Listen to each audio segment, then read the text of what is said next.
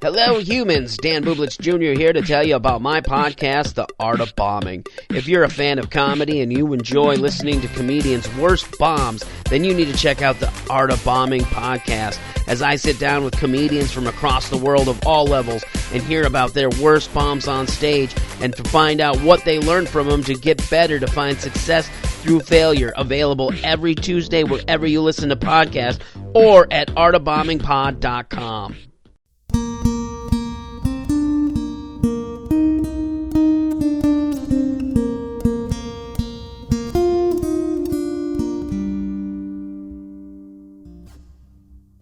Hi, welcome to the Not So Anonymous Alcoholic.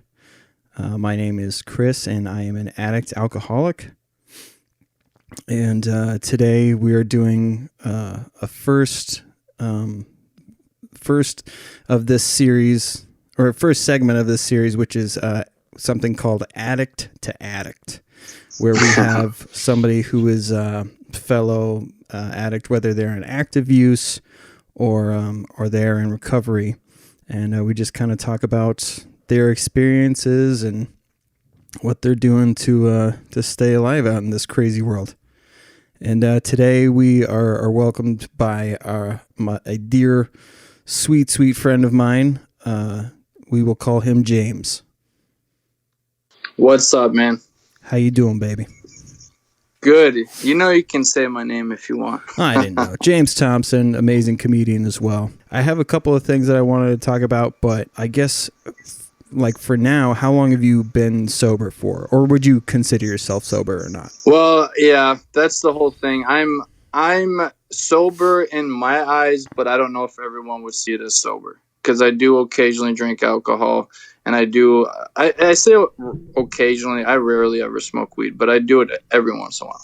Okay. So I would say, to me, I'm sober, which means I haven't done heroin or opiates in a year and 3 months now. And those were the things that were more detrimental to your way of living rather than alcohol. Yeah, I was never at a point with alcohol where I was like drinking it every day, you know, to wake up and everything and all that, except I guess maybe in college, you know, we all get crazy. Sure. But heroin was the only drug I ever got to where I was doing it every day from morning till night, and it was really bad. I think I've tried to ask you this before. So James has been on our previous podcast, which is Duck Duck Grey Duke, obviously the network that you're listening to right now.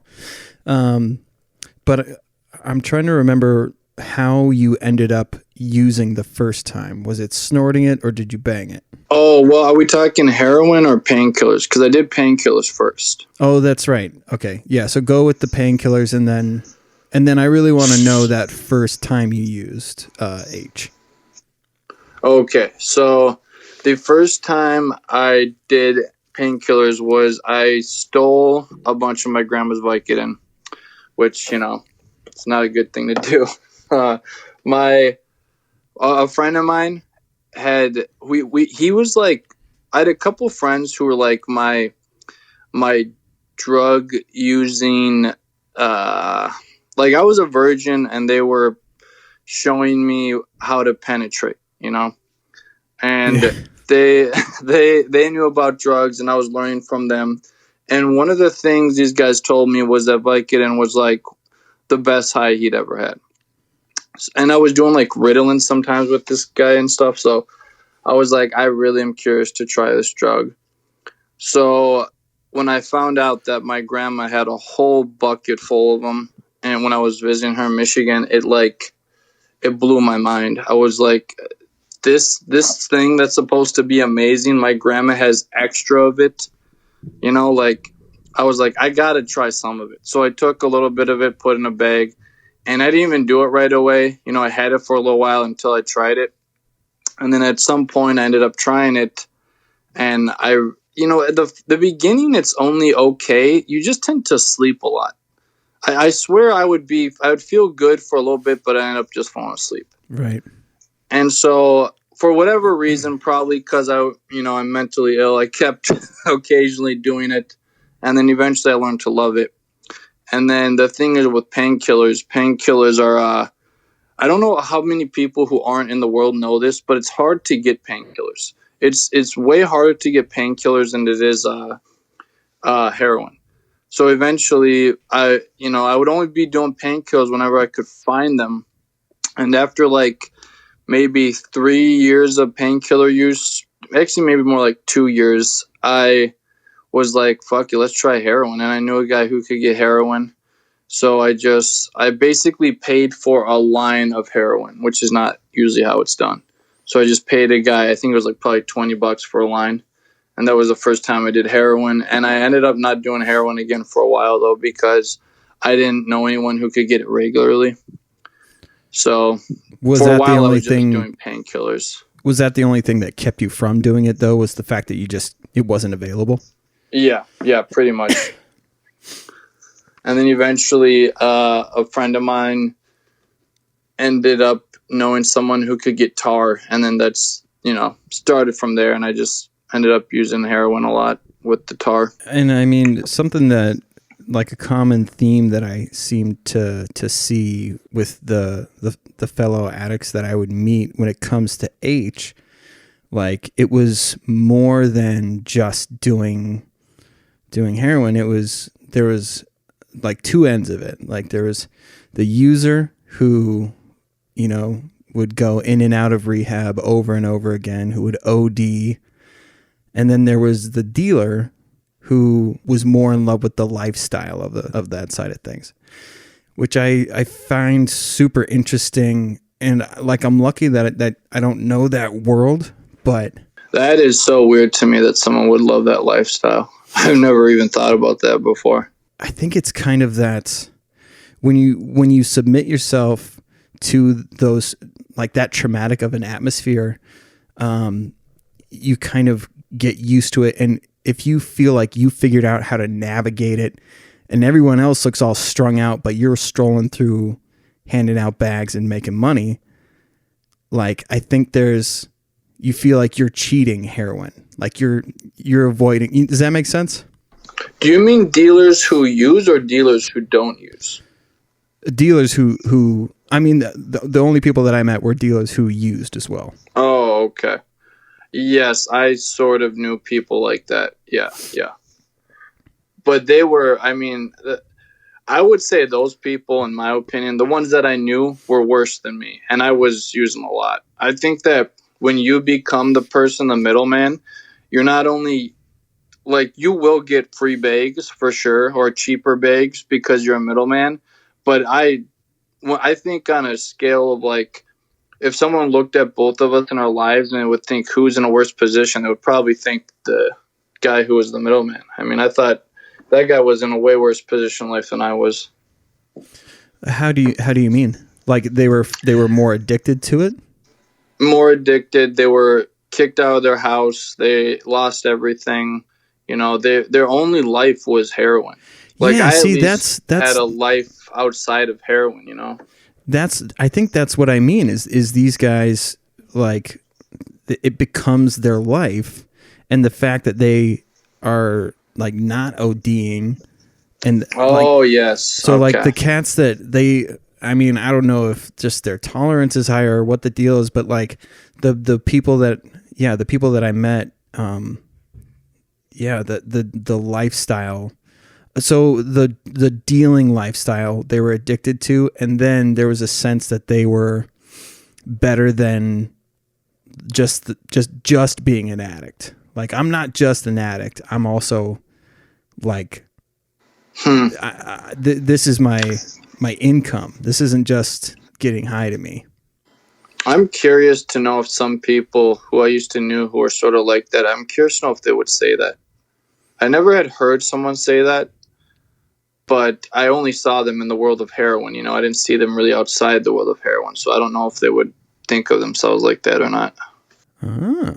Well, maybe, and who knows, man? Maybe it's a state thing, like because the individuals that I met they weren't from Minnesota, So maybe that has something to do with it too, where they were in. Okay. Maybe they were in different scenes where there was like a glorified version of. One of the weird things about heroin too, and I'm sure this with other drugs, is you also meet so many people from so many different walks of life, and we're all meeting for this one thing.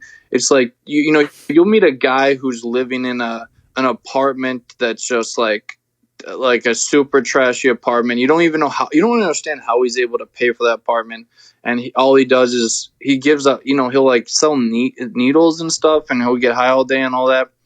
And then you'll meet some guy who's like a CEO or something. Not a CEO, but like he has his own business, and he just likes to get high, and every once in a while, and he'll pay you to like suck on your feet and stuff. You meet crazy people. There's so many different people from all walks of life. Like, hold on, you just glossed over paying people to suck their feet. Okay, so there was a guy who I was told. I forget what it was. I can't remember if it was feet. It might have just been like, I think maybe he just wanted to look at you naked and jerk off or something. But there was some guy who would pay you like $200 or $300 to do something. I forget what it was, but you didn't have to do anything. Really, you barely had to do anything. And I remember thinking maybe I'll do that when the guy told me, but I never ever did it. But it was definitely a thing where it's like, dude, that's the easy money, and I barely got to do shit. But I wish I could remember the details better. I don't remember what it was. Heroin too, like it's the only drug that I can think of where people move to where there's a better form of it. Yes, for sure. That to me is super wild, and yeah, and that's why so many of them end up homeless is because you're relocating. The cost of relocating is insane. Yeah, man. There's some people who like live in RVs and just go around the whole country. Just wherever they hear good dope is, they go there. That's so bananas to me. So, have you lost friends to heroin? I actually do. The only friend who I consider I like really lost to heroin was actually a comedy friend who I never did heroin with. Oh. Like most of my friends who I knew who I did heroin with all survived, or they still use and are just, I haven't seen them in a while. Oh, okay. I will say that I have had a good friend of mine overdose twice around me, and I basically I guess I saved his life. I don't know. I tried to save his life, and he was, he wasn't breathing, and then he was. So I think technically what I did helped him. I've never been sure if what I did helped him or if he just naturally started breathing again. But that's happened to me twice, where a friend who I was using with stopped breathing, and I had to make him breathe again. Man, that is absolutely bananas. When I talked to you last, and I mean, we kind of brought it up at the beginning there, how there are still certain things that you allow yourself to indulge in. Mm-hmm. How is it that you either justify those things? And I'm not trying to call you out or anything. It fascinates me because... No, it's a reasonable question. I get it, man. There are people who say that they used to do hard drugs and then they somehow were able to switch off that thing, and then it only pertains to, so you're recovered from this one thing that was affecting your life, but you're still using mind altering substances, and that freaks me the fuck out because you think about the things that people can convince you to do when you're drunk that you just chalk up to silly things. If you're in the right environment and you had one too many to drink and you ended up, doing a line of, Oxy or something Yeah. Well, dude, you're actually getting into something that I've really pondered about because I truly don't really understand it. But so this is one thing I can tell you about drinking, where there was a time when I was quitting when, I've quit heroin multiple times. This would be, to me, I really quit this time because this is the longest I've been not doing heroin ever. And I genuinely don't have an interest in doing it again, which I've never had until this time where I quit. But one of the times I quit, I would replace it with drink. And I would drink, most nights, not every night, but a lot. And every once in a while when I was trying to quit, I would drink and I'd convince myself, yo, we need to grab again. I'd be like, let's grab. So I wouldn't grab in that moment, but I'd message a guy, be like, hey, I want to grab tomorrow. So that was happening to me every once in a while, where I would get sober and then I'd drink. And sometimes when I drink a lot, I'd decide I want to grab. Now, since this time that I quit, I actually don't drink as much as that, though. Like back then, I would drink more. I would probably have more oh my gosh, I'd probably have maybe 6 drinks. Now, when I drink, I have 1 or 2. And I never, since this year and 3 months since I've quit, I have never had a night where I drank and I thought of using it again. Like, I honestly believe that something chemically, or I don't know, man, something in my brain happened where I was just truly done with it in a way that I've never been done with it before. It's almost just like a switch clicked in my head, and I was like, dude, I'm so done with this. This is not for me anymore. It's either stop doing this or die or something. And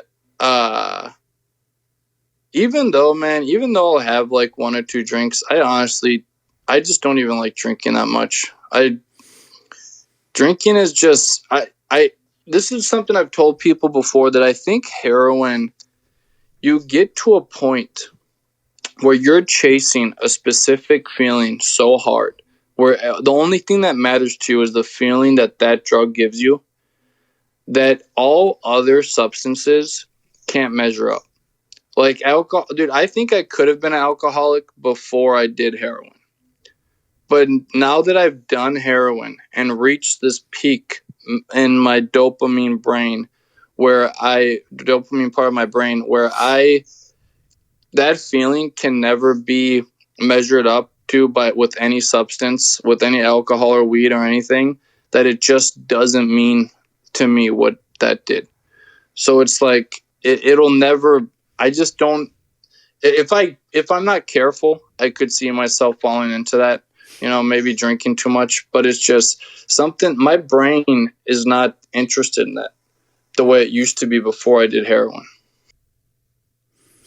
And that's interesting. I get what you're trying to say in that, so that whole dopamine pathway that you had created for heroin, and that specific dopamine kick, you think that your brain logged it the opposite way and said, we searched for that high and ended up getting a super low, and maybe logged it as a thing that it's not just that we will never get that high, but we'll also have a bad time from here on out. Yes. Well, that's the switch where I'm not interested in heroin anymore. But I do also think that alcohol and weed, they don't. I'm telling you, man, when I drink alcohol, I don't feel the same feeling I had when I drank it before I did heroin and painkillers. Like, it felt better. There was something that was more, I don't even know how to explain it. It just felt better. And then now that my brain has reached a higher peak than alcohol and weed, when I drink alcohol and I smoke weed, I do not care about, it's not worth chasing to me the way heroin would be. Like, if I have 1 drink, that's it. I have 1 drink. Like, whatever I did to my brain, it's no longer interested in drinking a lot of alcohol. It's no longer interested in smoking a lot of weed. It feels like I chemically altered my brain to not become an alcoholic or a pothead. I just want the the only thing my brain is interested in is heroin. You know? Yeah. The thing that I think of is people who say it's not that I don't drink, like, you know, because you end up in situations where somebody tries to speak on your behalf, like, oh, they don't drink. And then that person chimes in with, oh, it's not that I don't drink. It's just that Yes. I don't drink that often. When you're in that zone, I always think about, you know, the worst thing hasn't happened yet, right? So like if that shit lays dormant long enough. So I wonder if it doesn't feel like a big deal now and that you don't want to search, you know, like you're not going out and buying an eighth or anything like that. Like, why not just cut it out entirely? Like, what is it that you think would keep you from doing that? That's a good question, because I'm not gonna lie, sometimes I do think about doing that because alcohol doesn't seem worth it to me sometimes. But I don't know, man. I think I'm just, you know, you want to get to the crazy shit. I think I'm just a rebellious person at heart, and I think that I don't like the world telling me what I can and can't do. And if that means every once in a while I'm going to drink alcohol to prove something to myself in the world, I think that's just what I'm going to do. I think that's why I did heroin for 10 years, man. I don't like the world telling me what to do. I've never liked it. You can ask my parents, dude. When I was like 2 years old, I was the kid who had to experience touching the hot thing. You could tell me it was hot all you wanted, but I would touch it and then realize it's hot. You can't. I have to learn the hard way. I've always been like that. As much as I just don't really care about drinking, I just never want to tell myself that you can't because, you know, a program says you can't. I have to really not want to do it. So it's the concept of the institution making a clear line in the sand that yes, you are either abstinent or you're still in active use. Yes, I want to challenge that idea. I think that you can be abstinent of what you need to be abstinent of. I would say, though, to combat that, the institution doesn't matter. Because let's say the institution didn't exist. The consequences of using heroin would still exist. The consequences of the realization that you're an addict would still exist. That institution doesn't change all of those things, right? Because they didn't have any effect on you while you're in active use. Because when was the first time that you went to like an NA meeting or any type of treatment? That would have been when I was probably like, I believe I was 22 or 21. So how long had you been using before then? I guess probably 4 years of all sorts of different usage. Okay. So you didn't have a counselor or like any figure from the AA or NA world coming in and telling you that you shouldn't use. What you would have. Well, I did have the in the outpatient. I did have people who were, you know, telling me that I should refrain from everything. So, okay, maybe I misunderstood then. So what I'm trying to say is, so in the active years of use before doing any kind of, having any outside person coming in from an AA, NA, outpatient, any of that shit, you were in active use and living a life without any of their guidelines, right? Mm-hmm. So that and we not to go down this rabbit hole, but in theory, none of that shit actually existed until you went and sought it out. Mm-hmm. Yeah. Well, actually, I didn't. To be honest, I didn't seek it out. I was legally required to go to it. So, and even in that regard, so you have I think a system in which if you were to dive into the anatomy and the psychological part of this stuff, you would come to the same conclusions without there would be no need for any steps and kind of that dogmatic bullshit. You would still come up with the same results, which is that if you use after using, because there's another thing with us addicts is that like tolerance breaks. Did you ever do that when smoking weed? What do you mean tolerance breaks? So like with weed? No. With weed. No, I never smoked weed enough to have a tolerance. Oh, okay. So like, but you know what I'm talking about? Yes. Okay, so the concept is like for controlled addiction is that we tell ourselves, I'm taking a break and I'm fine with I could take 2 years off as long as I know that I can go back to that whenever the fuck I want. I'm doing this on my own terms. So when you talk about like, you know, you're kind of doing this to show the world, or maybe just to show yourself that you can have this. I would say it's more to show myself. Right. So to show yourself that you have this self-restraint, but that's I would say a mute point, because you're capable of amazing things regardless. I will say that you know, alcohol, I don't know. Alcohol is like, it's like a person I'm sleeping with occasionally who I don't want to do anything with further than that, but I'm still horny, you know? I still need to release something. So for me with weed too, dude, weed is so much different to me than alcohol too. Weed is never something I've like smoked and like enjoyed it. It's, for me, weed is therapeutic. I almost feel like weed is something I should do every once in a while just to make my brain look at my life from a different viewpoint. Almost, you know, like what people do with psychedelics. Mm-hmm. Weed is like that. I'm not doing weed to show myself or any system or anything like that. That I can occasionally do that and be fine. Alcohol is the only thing where it's just like, it just fills a minor need every once in a while. In my mind, because I can already hear the same thing that I went through, which is the frustration with combating the concept of free will.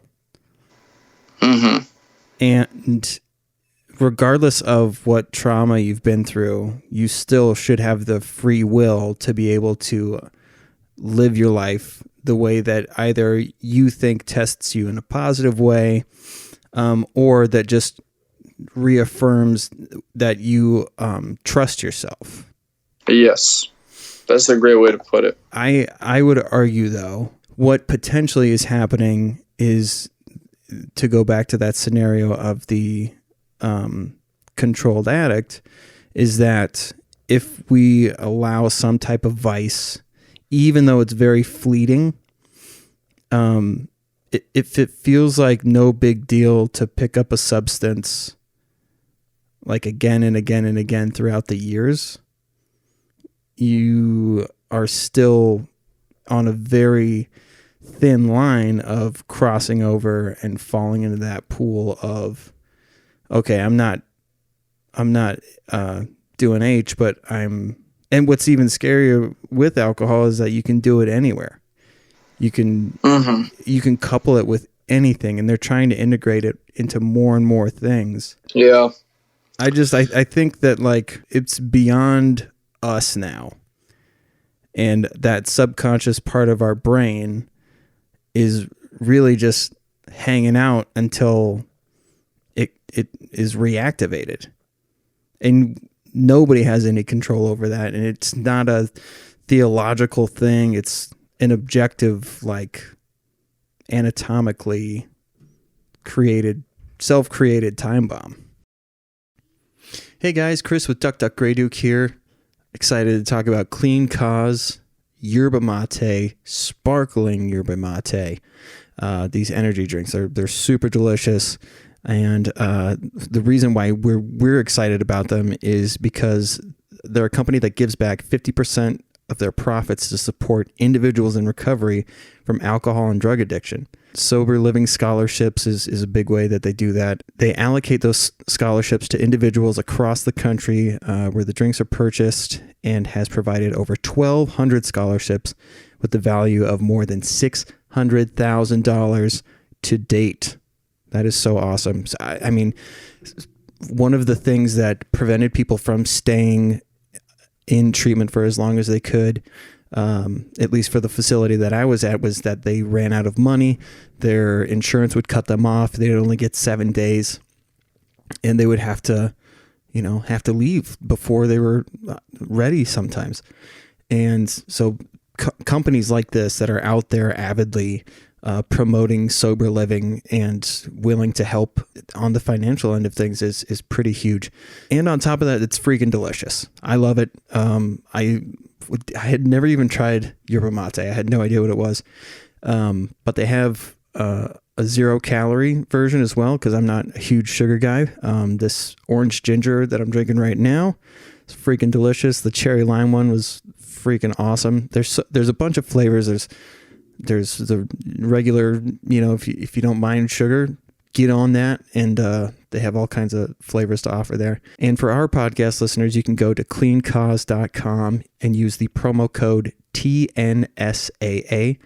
That's the acronym for the Not So Anonymous Alcoholic. Obviously, something that we're super passionate about is staying sober. That means a lot to our family.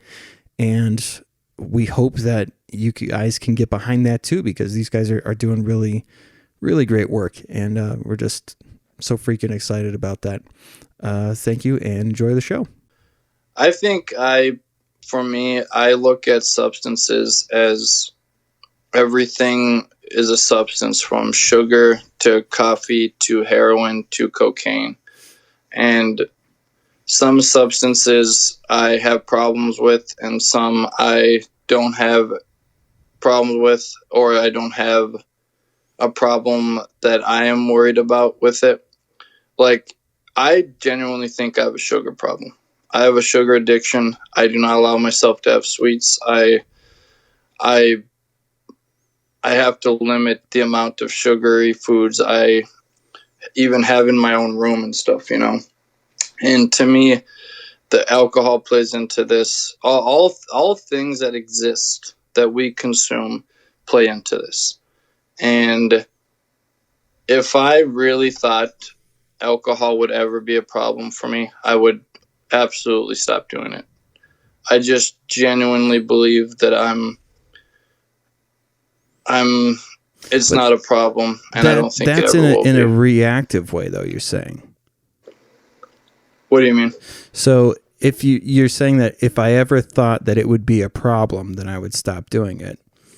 You're implying that there would have to be some type of event or multiple events that you're able to look back on and have had survived and say, oh, okay, I shouldn't have done that. Now I'm going to cut it off. For me, it's more, I guess, I don't know if I would call it an event. If I felt like I needed it, or if I needed it too much, if I was drinking too much, it wouldn't have to be an event. It would just have to be me noticing a mental connection where I was relying on it too much. That's what would be a thing where I'm like, I am mentally relying on this feeling too much.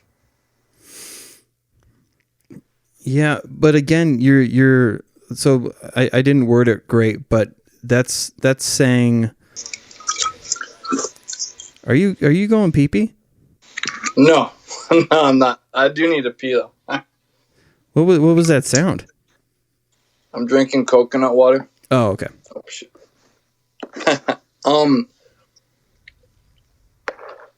So shit, I actually forgot what I was gonna say.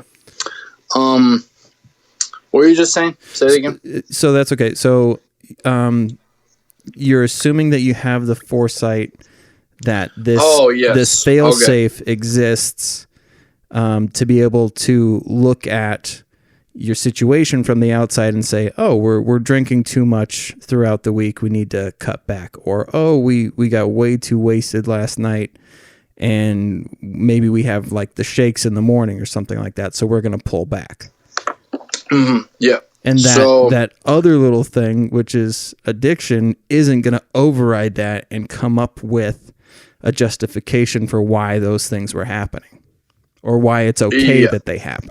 I mean, it's the thing is, we're all in our own heads. We all see what we see in our own heads. Where everyone has a different experience. And I just can tell. I've been able to show myself through all of the things that have happened in my life. I now know what addiction looks like. I know how it slowly builds up. I've seen it slowly build up with me before and then get really bad. And I've seen so many different stages of addiction, the way it worked in my brain, the way I justified things. I've like a total of like 10 or 11 years experience of seeing my brain and how it operates with addiction. And I truly think I've seen enough and understand myself enough now to know what to look out for. And I know how to maneuver myself. That was a Freudian slip there, manipulate. I know how to No, I think that's myself. Actually the right word, because you do, in a sense, have to manipulate yourself because of past experiences in order to do the right things moving forward. So that manipulate doesn't always mean that you're... means something bad. Yeah, some negative connotation to it. But I mean, the only reason I'm coming at you the way that I am is because I like. No, man, this is a good thing. People need to be questioned. That's how life is, man. Well, and I think you were the reason why I wanted to call you is because you're the perfect person to do it with, where you're not going to take any of this shit personally, and you know that I'm just actually asking questions. Yes, well, these are all things that I think myself, man. These are good things to ponder. And like the reason that I go at it from the angle that I do is because, like, as of right now, statistically speaking, the success rate of controlled use is very, very low. It more often than not turns to a relapse. So I obviously want you to succeed. I would much rather you have figured out something that other people aren't and live a happy life, because that's like the best case scenario. But like for people listening, I want them to know that, like, for two people who have gone through similar things, it doesn't mean that we have the same road to sobriety. Yeah, absolutely. I think that some people don't realize enough is how different every one of us is. Yeah. Well, and we've talked about too before, like the institutionalized version that this fucking makes me so mad. So the treatment center that I went to, right? They love to drill this point home, which was the definition of insanity is doing the same thing over and over again, expecting a different result. While ironically asking people to raise their hands and say, all right, so who here has relapsed before? That's good. It's like, you are pointing out the fact that you guys don't work. The thing that you're doing is not able to change the lives, the hearts and minds of full-grown adults who do. Man, I've never heard that before. That's great. You know what I'm saying? Like, who do have the capacity. Well, because I mean, we have the capacity to learn like factual things and then go, oh, okay. Like, think about, I live in a neighborhood where everybody had to learn to some extent how to take care of their yard. Is that an applicable life learning skill anywhere else other than your own yard? Yeah. Mm-hmm. So we have the capacity to learn shit that doesn't necessarily apply to the outside world. So the things that we learn in there should be, though. They should be, that when they say it's life or death, that shit should be like the most serious, and they should have the lowest repeat offenders. Yeah. But they don't. They have the highest. There's so many different dark motives in that world too. I think that specifically when it comes to opiates, I think that the pharmaceutical companies not only want you to get addicted to the painkillers, but they want you addicted to the Suboxone and the methadone that they give you when you're trying to get off of it. They want to keep you in a rotation, you know? Yeah. And with that comes like some rehab centers and stuff. Yeah. You know what's funny? So I picked up smoking cigarettes when I was in rehab, and I was like, all right, I'm going to be out in like a week, so I'm going to stop smoking. And I went and got nicotine gum, and I like abused the system. I put 2 pieces of nicotine gum in and smoked a cigarette anyways. like using nicotine to combat nicotine is such a funny. That is very funny thing and ironic thing to do, but it's the same thing when it comes to all this other stuff that's out there, man. It's such a fucking losing battle. And that's, that right there, dude, is a part of why I strongly believe in the idea that people should be able to occasionally, if they feel like they can, I just want to be clear, if they feel like they can, you should occasionally, if you need to, indulge in something that is not the thing you had a problem with, if you don't think it's going to lead to anything like that. How did you come to this conclusion, though? Like, when you came out of treatment or rehab or whatever you want to call it. For me, it's... Did you go right back to drinking? Did you go right back to smoking weed? You know what I mean? Like, was there any lapse at all? Yeah. I didn't drink... it was a while before I started drinking again. I don't know how much a while is, but it was at least like a month or maybe more where I didn't drink. But so for me, the reason why I believe this is because of my specific situation with kratom.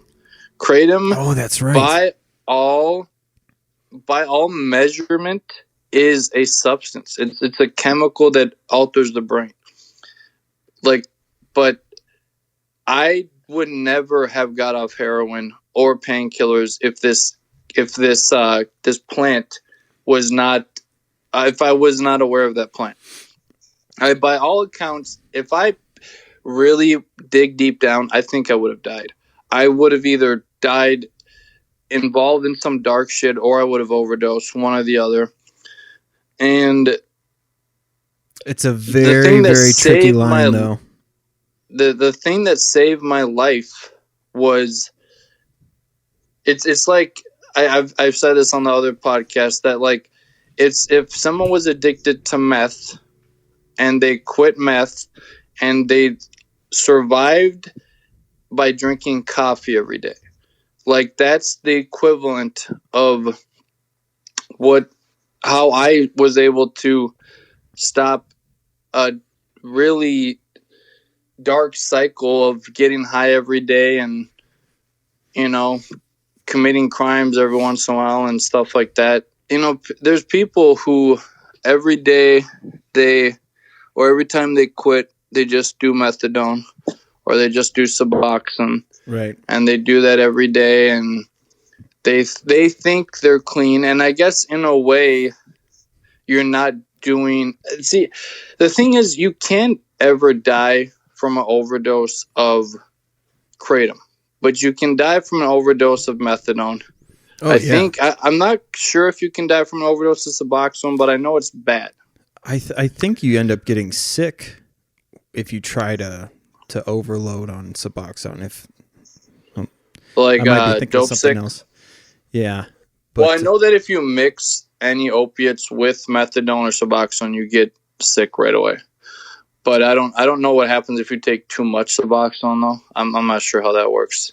But I know that, so Suboxone specifically has 2 things in it. I think it's butyral or something, and another thing.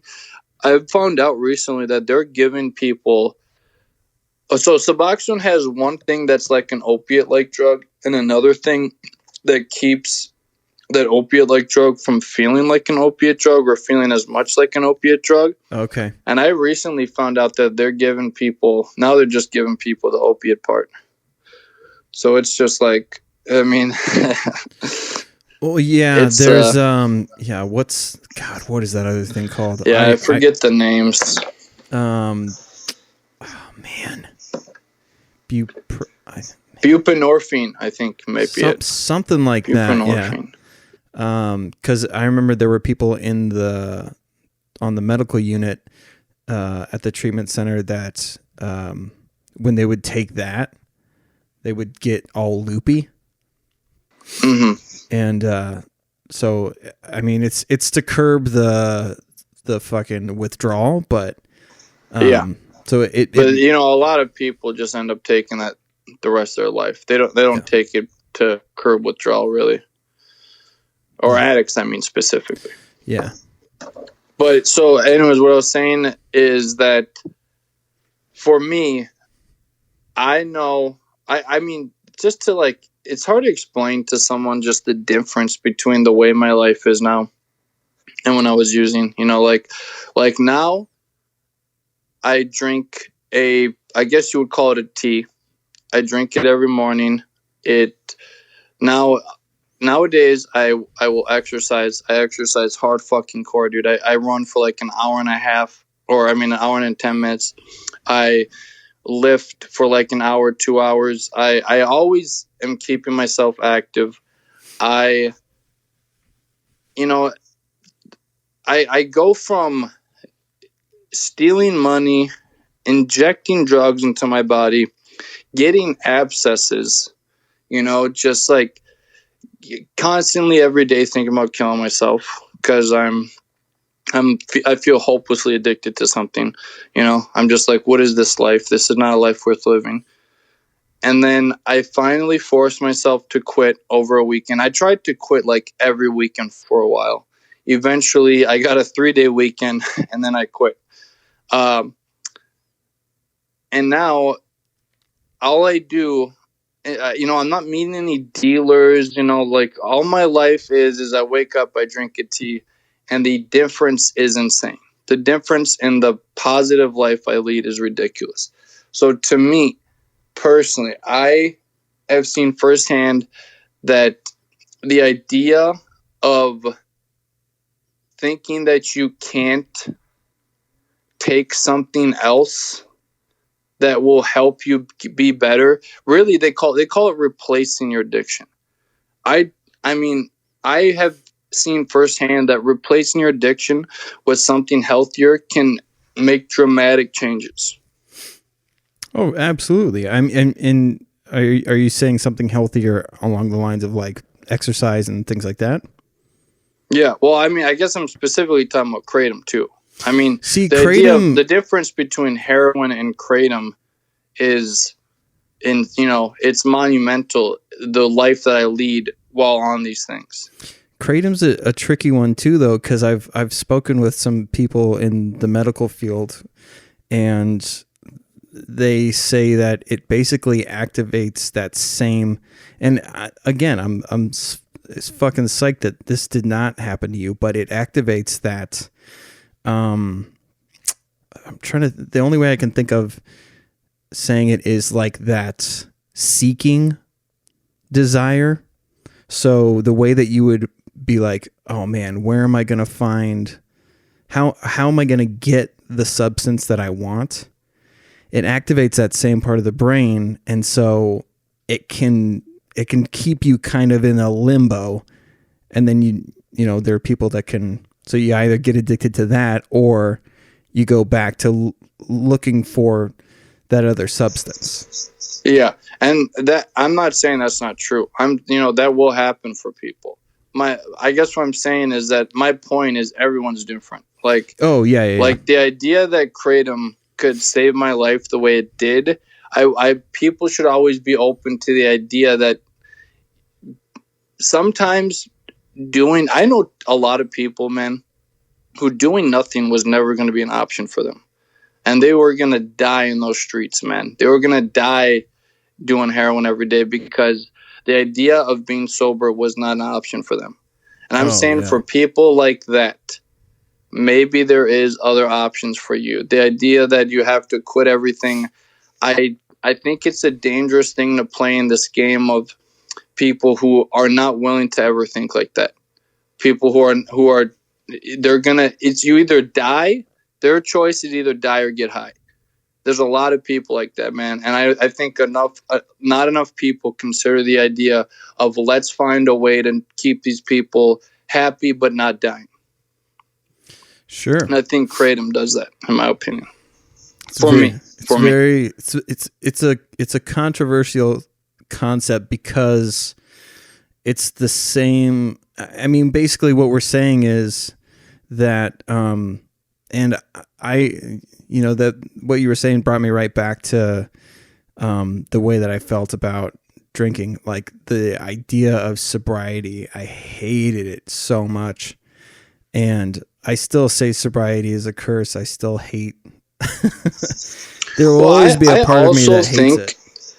I mean, we've already talked about this though, but I truly, man, sobriety is different for everyone because the way I look at life, dude, if you're drinking coffee and you think you're sober, I truly don't believe you're sober. Dude, if you're eating something with sugar, I don't believe it. I mean, the idea of sober is so varying for person to person because everyone I think it's almost impossible to be a human being and be what I would consider sober because you have to live, you have to consume things. I mean, if you're somehow consuming things without any sugar, I mean, I guess maybe you might, and doing nothing else, you would be what I would consider sober. But it's like, I just think that, I think people, there's way more people convincing themselves of things are true. And we all have different ideas of sober and true. And that's why it's so hard to really tell people how to get right because we all have different ways of getting right, man. It's like Dr. Drew says that drugs in and of themselves are not bad. It's the individual and the environment that response. They're in. Well, exactly. So that's the broad term of saying the individual and the environment is that, how does it affect their genetic code and all that fun stuff.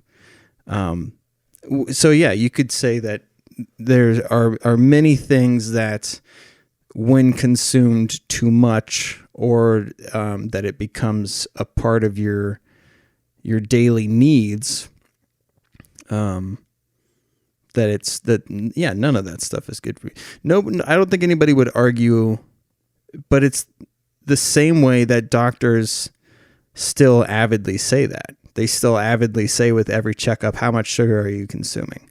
Or like a dentist will say, how much of this are you consuming? You need to cut back on the coffee. You need to remove the sugar. You need to stop consuming so much salt.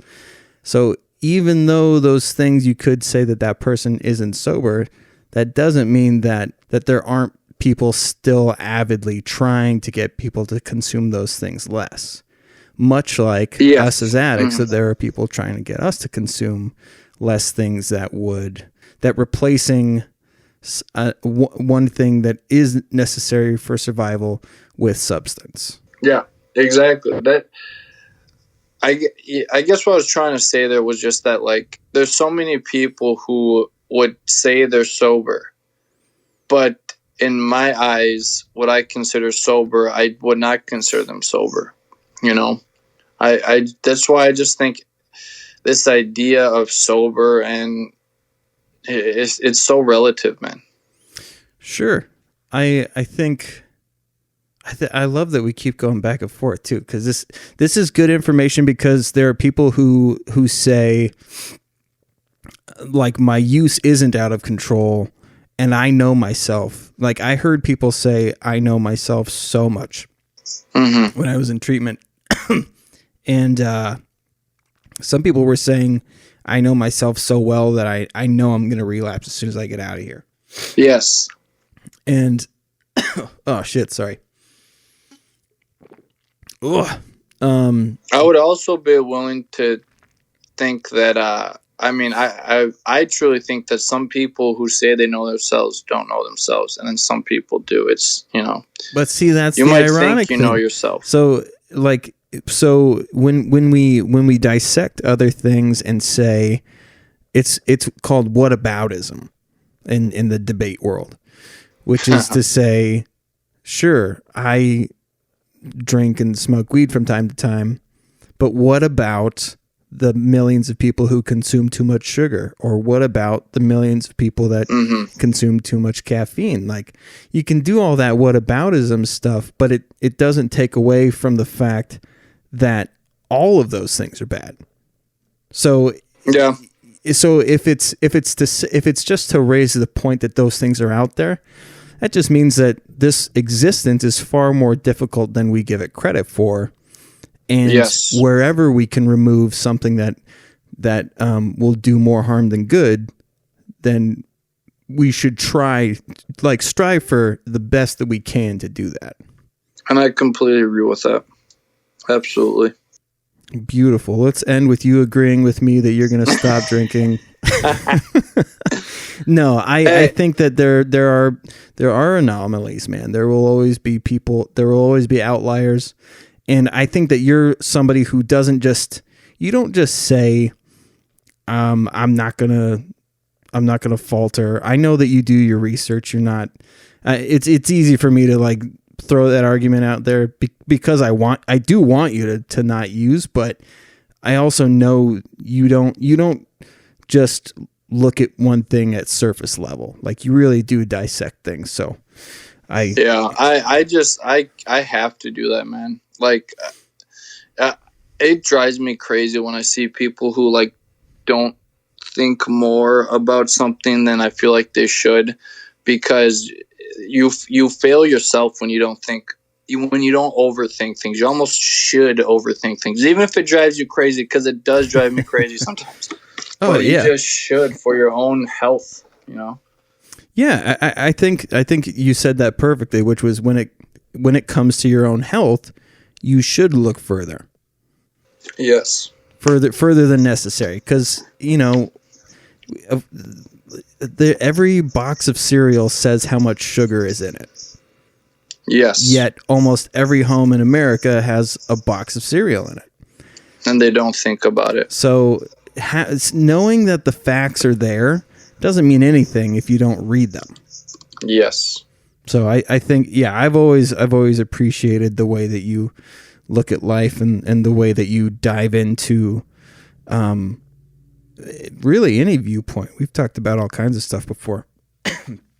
But I appreciate that, man. Well, hey, I appreciate you. And I just want to say that I really appreciate you, and it feels good being able to talk with somebody who knows about this stuff, and that you're just always so open-minded to everything, and you don't deal in absolutes, which is a friggin' treat. I mean, do you want to talk about the project that you have in the works? Oh, yes. Okay. So I'm starting a podcast. I've recorded some episodes. It's called Narcotics Not So Anonymous. I'm working on getting them out. I don't know when they'll be out. Hopefully in a couple weeks it should start coming out. I did one with Chris. It was a great one. You're such a smart guy, man. I love talking to you. And a couple episodes with my buddy Derek Johnson, and then I'm as soon as I get the ball rolling, I'm gonna have all sorts of people on. The idea is I talk about addiction, but I also want to try to be. I don't want to be too serious every once in a while, or I mean, I don't want to be too serious, but every once in a while I do want to be serious. So it's like most of the time I'm gonna try to be just having fun, but every once in a while. Well, I want to do an episode where we really talk about things like the one I did with you. That was a great episode. Yeah. And people are so used to me like trying to be funny for everything that I do too. Yeah. I think people are enjoying more like the or they seem surprised at the fact that I know anything. So it's always fun to do that. I think there is something where people who mostly try to laugh at things, people don't really realize how much we really do think about other things. I think we're just kind of addicted to focusing at the funny, positive things. But we're thinking about all of it, you know? Yeah. Life is a Prison 69. Yes, Life is a Prison 69. That's the Instagram. Instagram, Twitter, and Facebook name is just James Thompson. Word. I got a black guy in my picture. And obviously, subscribers, we appreciate you. Please share these episodes. And give us an iTunes review if you could. We're also offered on iHeartMedia now as well. Very excited about that. YouTube, and you can find all of these episodes at DuckDuckGrayDuke for all things social media, YouTube, and email would be duckduckgrayduke@gmail.com if you have any questions that you want to submit, or if, like my good friend James here, if you'd like to be on an episode, you can definitely send us your information. And the way that we end these episodes, James, is I say, and with that, we will pass. And with that, we will pass. Do I repeat it? No, but I actually think I'm going to go with yours. Yours sounded better. All right. All right. Awesome, man.